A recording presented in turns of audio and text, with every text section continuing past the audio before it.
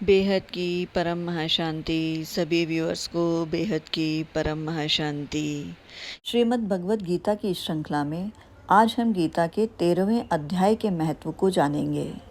जिस प्रकार हमने इससे पहले गीता के अलग अलग अध्याय के महत्व को एक कथा के माध्यम से समझा और जाना है, उसी प्रकार आज हम 13वें अध्याय के महत्व को भी एक कथा के माध्यम से जानेंगे। दक्षिण दिशा में तुंगभद्रा नाम की एक बहुत बड़ी नदी है। उसके किनारे हरिहरपुर नामक एक रमणीय नगर बसा हुआ है। यहाँ हरिहर नाम से साक्षात भगवान शिवजी विराजमान हैं, जिनके दर्शन मात्र से परम कल्याण की प्राप्ति होती है। हरिहरपुर में हरिदीक्षित नामक एक क्षत्रिय ब्राह्मण रहते थे, जो तपस्या और स्वाध्याय में संलग्न तथा वेदों के पारगामी विद्वान थे। उनकी एक स्त्री थी, जिसे लोग दुराचार कहकर पुकारते थे। इस नाम के अनुसार ही उसके कर्म भी थे। वह सदा पति को कुवाच्य कहती थी। उसने कभी भी उनके साथ शयन नहीं किया। पति से संबंध रखने वाले जितने लोग घर पर आते, उन सबको वह डांटकर भगा देती और स्वयं कामोन्मत्त होकर निरंतर व्याभिचारियों के साथ रमण किया करती थी। एक दिन नगर को इधर उधर आते जाते हुए पुरवासियों से भरा देख उसने निर्जन तथा दुर्गम वन में अपने लिए संकेत स्थान बना लिया। एक समय रात में किसी कामी को न पाकर वह घर के किवाड़ खोलकर नगर से बाहर संकेत स्थान पर चली गई। उस समय उसका चित्त काम से मोहित हो रहा था। वह एक एक कुंज में तथा प्रत्येक वृक्ष के नीचे जाकर किसी प्रियतम की खोज करने लगी, किंतु उन सभी स्थानों पर उसका परिश्रम व्यर्थ गया। उसे प्रियतम का दर्शन नहीं हुआ। तब उस वन में नाना प्रकार की बातें कहकर विलाप करने लगी। चारों दिशाओं में घूम घूम कर वियोग जनित विलाप करती हुई उस स्त्री की आवाज़ सुनकर कोई सोया हुआ बाघ जाग उठा और उछलकर उस स्थान पर पहुंचा जहां पर वह रो रही थी। उधर वह भी उसे आते देख किसी प्रेमी की आशंका से उसके सामने खड़ी होने के लिए ओट से बाहर निकल आई। उस समय व्याघ्र ने आकर उसे नखरूपी बाणों के प्रहार से पृथ्वी पर गिरा दिया। इस अवस्था में भी वह कठोर वाणी में चिल्लाती हुई पूछ बैठी, अरे बाघ, तू किस लिए मुझे मारने को यहाँ आया है? पहले इन सारी बातों को बता दे, फिर मुझे मारना। उसकी यह बात सुनकर प्रचंड पराक्रमी व्याघ्र क्षण भर के लिए उसे अपना ग्रास बनाने से रुक गया और हंसता हुआ बोला। व्याघ्र ने जो कहा वो दृष्टांत सुनिए। व्याघ्र बोला, दक्षिण देश में मलापहा नामक एक नदी है। उसके तट पर मुनिपर्णा नगरी बसी हुई है। वहाँ पंचलिंग नाम से प्रसिद्ध साक्षात भगवान शंकर निवास करते हैं। उसी नगरी में मैं ब्राह्मण कुमार हुआ करता था। ये अब व्याघ्र के पूर्व जन्म की कथा है, जिससे ये जान पाएंगे हम कि वो व्याघ्र की योनि में किस प्रकार अपने कर्मों के कारण व्याघ्र की योनि में उत्पन्न हुआ। व्याघ्र बोला, नदी के किनारे मैं अकेला बैठा रहता और जो यज्ञ के अधिकारी नहीं हैं, उन लोगों से भी यज्ञ कराकर उनका अन्न खाया करता था। इतना ही नहीं, धन के लोभ से मैं सदा अपने वेदपाठ के फल को बेचा करता था। मेरा लोभ यहाँ तक बढ़ गया था कि अन्य भिक्षुओं को गाली देकर हटा देता और स्वयं दूसरों को नहीं देने योग्य धन भी बिना दिए ही हमेशा ले लिया करता था। ऋण लेने के बहाने मैं सब लोगों को छला करता था।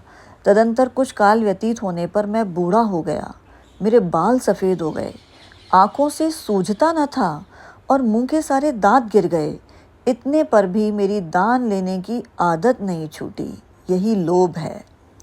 पर्व आने पर प्रतिग्रह के लोभ से मैं हाथ में कुछ लिए तीर्थ के समीप चला जाया करता था। तत्पश्चात जब मेरे सारे अंग शिथिल हो गए, तब एक बार मैं कुछ धूर्त ब्राह्मणों के घर मांगने खाने के लिए गया। उसी समय मेरे पैर में कुत्ते ने काट दिया। तब मैं मूर्छित होकर क्षण भर में पृथ्वी पर गिर पड़ा।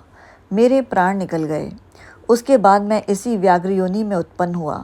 तब से इस दुर्गम वन में रहता हूँ तथा अपने पूर्व पापों को याद करके कभी धर्मिष्ठ महात्मा, यति, साधु पुरुष तथा सती स्त्रियों को नहीं खाता। पापी, दुराचारी तथा कुल्टा स्त्रियों को ही मैं अपना भक्ष्य बनाता हूँ। अतः कुल्टा होने के कारण तू अवश्य ही मेरा ग्रास बनेगी। यह कहकर वह अपने कठोर नखों से उसके शरीर के टुकड़े टुकड़े करके खा गया। इसके बाद यमराज के दूत उस पापिनी को संयमिनीपुरी में ले गए। यहाँ यमराज की आज्ञा से उन्होंने अनेकों बार उसे विष्ठा, मूत्र और रक्त से भरे हुए भयानक कुंडों में गिराया। करोड़ों कल्पों तक उसमें रहने के बाद उसे वहाँ से ले जाकर 100 मनवंतरों तक रौरव नरक में रखा। फिर चारों ओर मुंह करके दीन भाव से रोती हुई उस पापिनी को वहाँ से खींचकर दहनानन नामक नरक में गिराया। उस समय उसके केश खुले हुए थे और शरीर भयानक दिखाई देता था। इस प्रकार घोर नरक यातना भोग चुकने पर वह महापापिनी स्त्री इसी लोक में आकर चांडाल योनि में उत्पन्न हुई।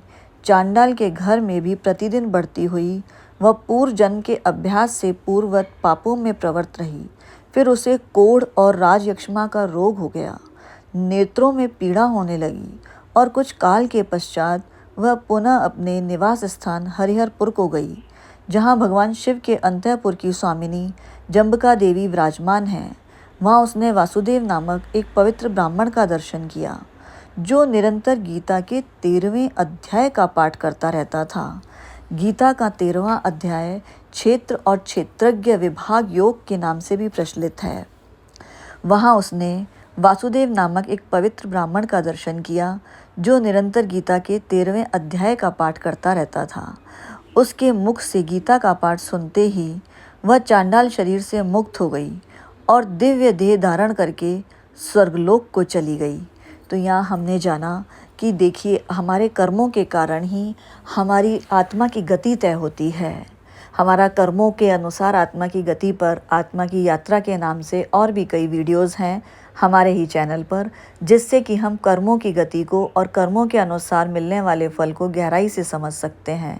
यहाँ इस अध्याय में हमने ये भी समझा कि अगर हम अपने कर्मों पर ध्यान नहीं दें और सदैव बुरे कर्म करते रहें तो हम अपनी नियति को कभी भी सही नहीं कर सकते। हमें हर पल अपने कर्मों पर ध्यान देना बहुत ज़रूरी है, ताकि जब भी हमें एहसास हो कि हमारे कर्म गलत दिशा में हैं या हम कुछ गलत कर रहे हैं, तो हम इमीडिएटली उसको चेंज करके करेक्ट कर सकें। तो हमेशा याद रखें कि अपने कर्मों को हर पल चेक करते रहें।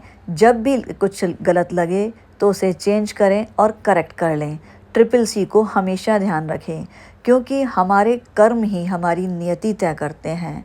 जो हमने पूर्व जन्म में कर्म किए उसके फलस्वरूप हमारा आज है, हमारा वर्तमान है, और आज हम जो कर्म कर रहे हैं उसी से हमारा आने वाला कल होगा, या यूँ कहें हमारी आने वाली नियति होगी। हम कर्म चक्र के इस माया जाल में, इस चक्रव्यूह में उलझे रहेंगे, बार बार जन्म लेकर और बार बार मृत्यु को प्राप्त होकर इसी ब्रह्मांड में, इसी पृथ्वी पर यूं ही बार बार जन्म लेकर अलग अलग योनियों में भटकते रहेंगे। चुनाव हमारा है। हम ज्ञान मार्ग पर चलकर प्रतिपल प्रतिदिन ज्ञान की बूंद बूंद का संग्रह करके एक दिन तो ज्ञान का घड़ा अवश्य ही भरेगा और हम मुक्ति और जीवन मुक्ति के मार्ग पर चलना चाहते हैं। मुक्त होकर जीवन मुक्त जीवन जीना चाहते हैं, या यही कर्म चक्र के अंदर कर्म बंधन से बंधे रहना चाहते हैं। चुनाव हमारा है। तो चलिए, अगर आप भी मुक्त होकर जीवन मुक्त जीवन जीना चाहते हैं तो आज ही इस राह पर एक नया कदम बढ़ाएं और आध्यात्मिक यात्रा की शुरुआत करें ज्ञान मार्ग के जरिए, और ज्ञान के जरिए मुक्त होकर जीवन मुक्त अपनी नियति को भी बनाएं और इस मार्ग पर चलें। गीता के हर अध्याय का अपना ही एक अलग महत्व है। गीता का हर अध्याय मोक्षदायक है, मुक्तिदायक है। गीता तो स्वयं ही पापनाशिनी है और मुक्तिदायिनी है। इसीलिए हमने गीता के हर अध्याय के महत्व को समझने के लिए अलग अलग वीडियो में और कथा के माध्यम से उसके महत्व को समझा है। और हमारे चैनल पर भगवद गीता नाम से एक प्लेलिस्ट है, जिसमें गीता के सभी अध्याय का किसी न किसी कथा के माध्यम से महत्व बताया गया है। अगर आपको यह जानकारी अच्छी लगी हो, वीडियो पसंद आया हो, तो वीडियो को लाइक ज़रूर करें और इसी तरह की जानकारी के लिए चैनल को सब्सक्राइब करें, ताकि इसी तरह की ज्ञानवर्धक जानकारी आपको भविष्य में मिल सके। और अगर आप ज्ञान को गहराई से समझना चाहते हैं, ब्रह्मांड से परे का ज्ञान जानना चाहते हैं, तो बापूजी दशरथ भाई पटेल नाम से एक चैनल है जिस पर बापूजी ने ब्रह्मांड से परे का ज्ञान दिया है। आप उसे भी सुन सकते हैं। और उसी चैनल पर रात को 10 से 11 लाइव मेडिटेशन किया जाता है। तो आप योग के लिए, आत्मशुद्धि के लिए उस चैनल पर भी जुड़ सकते हैं।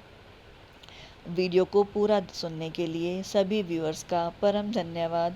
बेहद की परम महाशांति। बेहद की परम शांति सोचो, बोलो परम शांति मिल जाए।